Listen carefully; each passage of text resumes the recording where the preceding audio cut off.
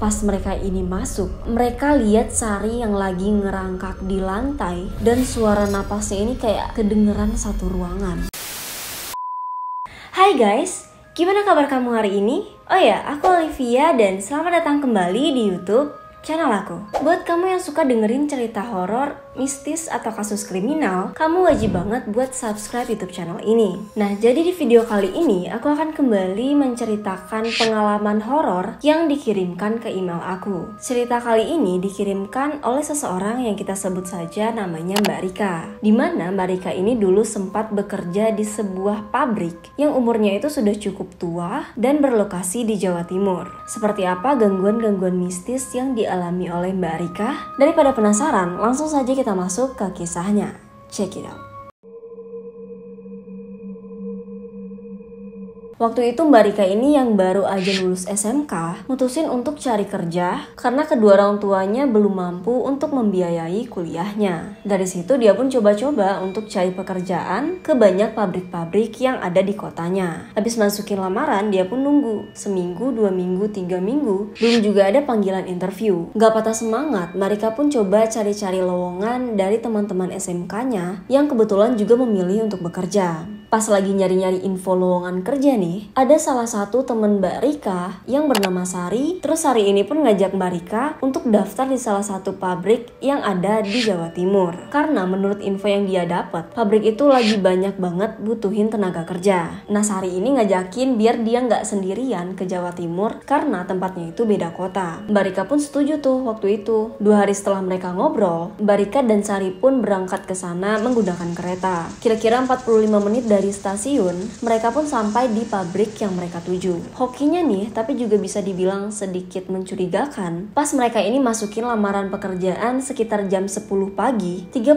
menit kemudian mereka ini langsung diterima dan disuruh buat kerja hari itu juga di bagian produksi. Tapi karena Mbak Rika dan Sari ini nggak bawa barang dan nggak ada persiapan sama sekali, karena emang gak nyangka banget mereka ini keterima dan disuruh kerja hari itu juga. Jadi mereka pun dikasih waktu sama bosnya ini sekitar 1 hari buat persiapan pindah dan juga cari tempat tinggal. Nah, untungnya nih hari itu mereka ini dapat kontrakan yang harganya itu murah dan letaknya nggak terlalu jauh dari pabrik itu. Terus besoknya mereka pun langsung pindahan ke sana. Singkat cerita, sampailah di hari pertama kali mereka ini kerja. Pas hari pertama mereka kerja di sana, mereka ini dapat shift pagi sampai sore. Dan semuanya ini berjalan baik. Mereka ini nggak dapat gangguan-gangguan mistis atau ngalamin kejadian-kejadian aneh. Terus minggu kemudian, Mbak Rika dan Sari ini ke bagian shift malam. Dan sejak saat itulah mereka ini mulai mengalami kejadian-kejadian aneh waktu mereka ini lagi kerja. Waktu itu sekitar jam 12 malam, mereka ini dikasih istirahat selama 15 menit. Mbak Rika dan Sari pun waktu itu pergi ke toilet buat cuci muka biar matanya ini seger lagi. Mereka berdua ini pergi ke toilet yang ada di belakang pabrik. Terus nih seremnya, pas mereka ini lagi jalan menuju ke toilet, Mbak Rika ngeliat ada perempuan yang badannya itu gede banget, kayak 2 kali badannya dia, dan cewek itu lagi gendong bayi pakai baju warna merah. Cewek itu lagi jalan mondar-mandir di samping pintu toilet. Waktu lihat itu, bulu kuduk Mbak Rika ini pun langsung berdiri dan dia pun menghentikan langkahnya sambil megangin Sari. Terus Mbak Rika ini bilang, "Sar, kamu lihat nggak di depan kita ada cewek? Badannya gede banget." Terus Sari ini bilang, "Nggak ada kak, jangan ngawur deh. Yuk jalan lagi." Pas itu mereka debat dong, karena Mbak Rika ini yakin banget sama apa yang lagi dia lihat. Sampai akhirnya Mbak Rika ini bilang, "Aku mau balik aja deh, nggak jadi ke toilet." Tapi Sari ini yang benar-benar kebelet, dia pun bilang, "Yaudah sana balik duluan, aku mau ke toilet dulu." Terus baliklah nih Mbak Rika ke meja kerjanya.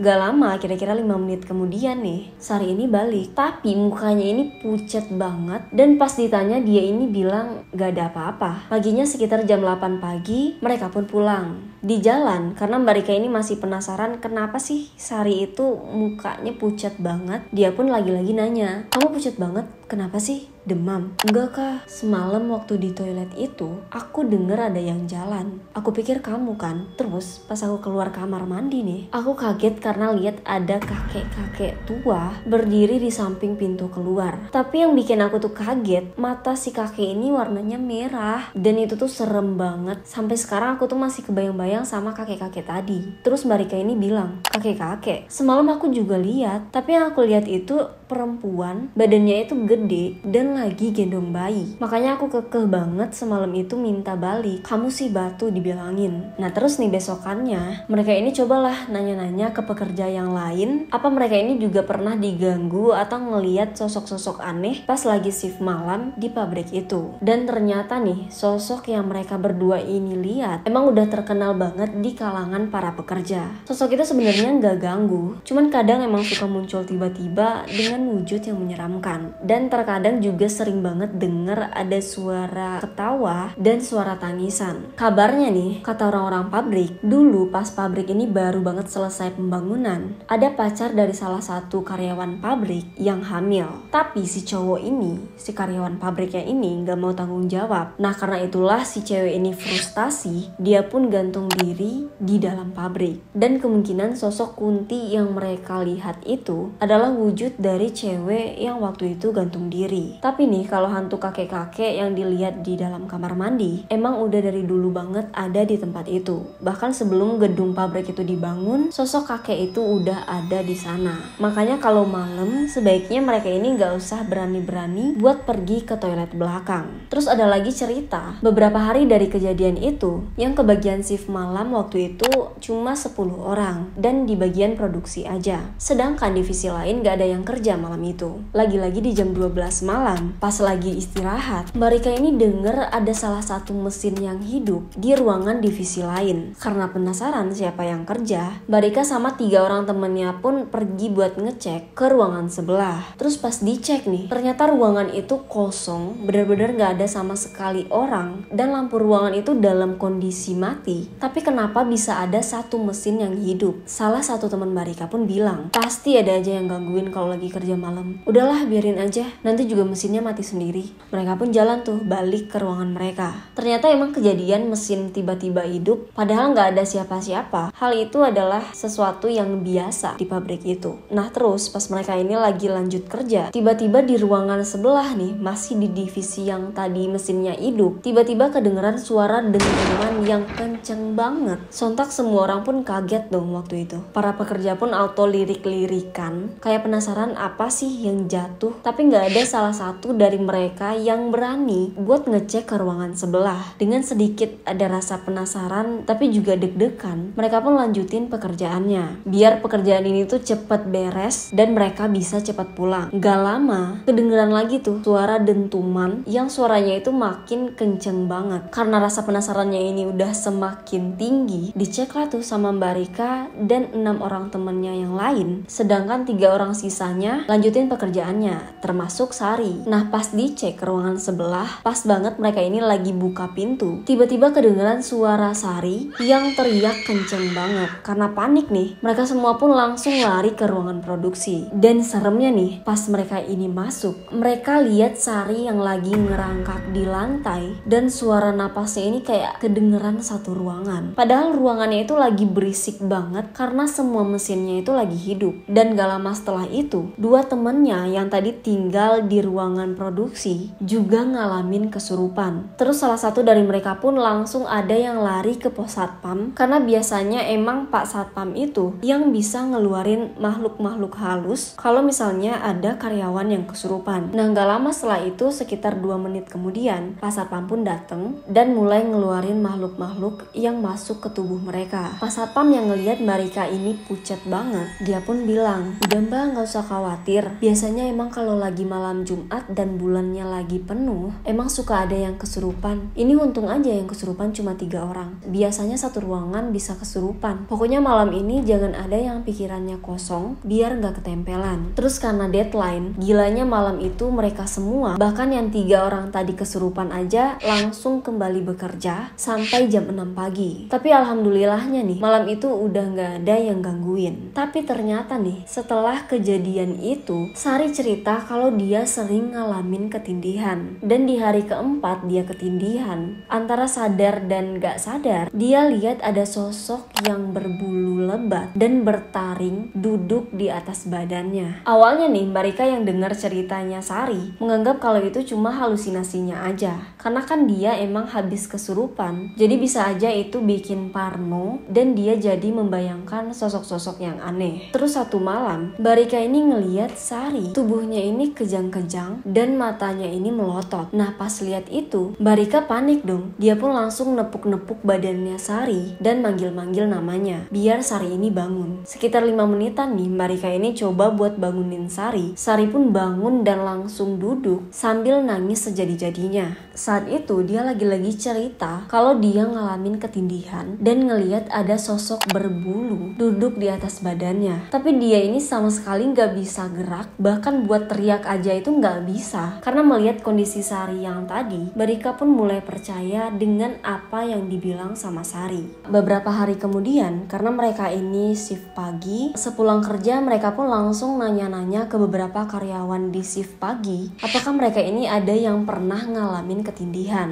Dan yang bikin kaget nih, ternyata hampir semua orang yang kerja di pabrik itu ngalamin ketindihan kalau mereka ini habis pulang kerja di shift malam. Tapi anehnya gak ada satupun dari mereka yang ngeliat ada sosok berbulu duduk di atas badan mereka. Terus karena masih penasaran, Mbak Rika dan Sari pun lagi-lagi nyari info mengenai hal itu ke semua divisi. Mereka nanyain tuh dari satu orang ke satu orang. Pas nanya ke salah satu staf gudang yang kita sebut aja namanya itu Mas Dimas. Mas Dimas ini bilang kalau 2 tahun yang lalu ada teman ceweknya yang bekerja di bagian perakitan sering banget ngalamin kesurupan di kantor. Nah si cewek itu juga sempat cerita kalau dia sering banget ngalamin kejadian aneh, kayak dia itu ngalamin ketindihan. Dia juga ngelihat ada sosok yang menyerupai genderuwo duduk di atas badannya. Tapi waktu itu temen cewek Mas Dimas ini sama sekali nggak takut dan mutusin buat tetap kerja di pabrik itu sampai kontraknya selesai. Padahal waktu itu Pak Satpam yang sering ngobatin orang kesurupan udah nyaranin buat temen cewek Mas Dimas ini resign biar nggak terjadi hal-hal yang tidak diinginkan. Tapi karena temen ceweknya ini emang lagi butuh duit, dia pun mutusin untuk tetap bekerja. Dan setelah 2 bulan ngalamin itu, tiba-tiba temen ceweknya ini sakit parah. Tapi pas berobat ke dokter bilang kalau temennya ini nggak sakit apa-apa dan cewek itu cuma dikasih obat penghilang rasa sakit. Hingga akhirnya nih, setelah cewek itu bener-bener udah nggak bisa gerak, cuma bisa diam di tempat tidur, orang tuanya pun mutusin untuk berobat ke orang pintar. Tapi nih, baru 1 kali berobat ke dukun itu, besoknya temen ceweknya itu meninggal. Dan yang paling bikin merinding,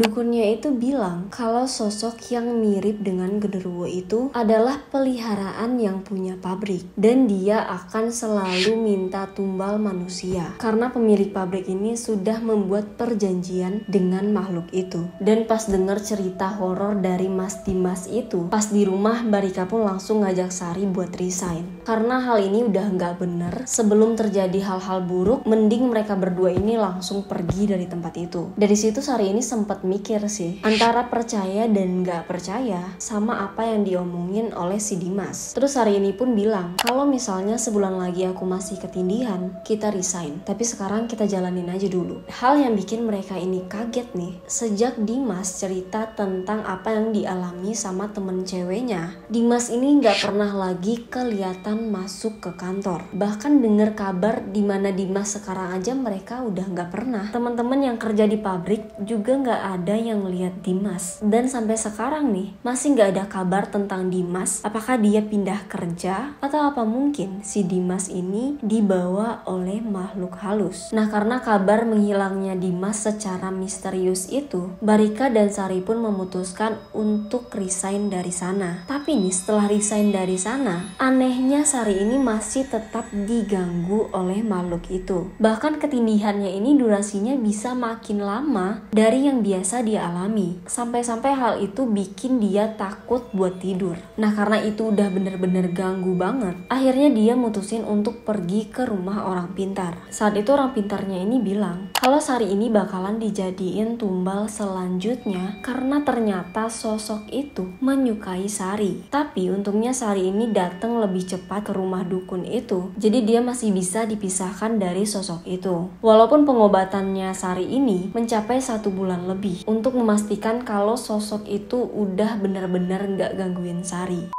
Oke guys, jadi itu tadi cerita menyeramkan yang dialami oleh Sari, temennya Mbak Rika. Dan gimana menurut kalian? Serem banget gak sih? Kalau kalian juga punya cerita-cerita horor yang mau aku bacakan, kamu boleh banget untuk mengirimkannya ke email aku. Sekian untuk video kali ini, jangan lupa like, subscribe, dan juga komen, serta hidupkan lonceng notifikasinya agar kamu mendapatkan updatean terbaru dari channel YouTube aku. Semoga kalian suka dengan video kali ini, dan sampai jumpa di video-video menarik selanjutnya. Bye!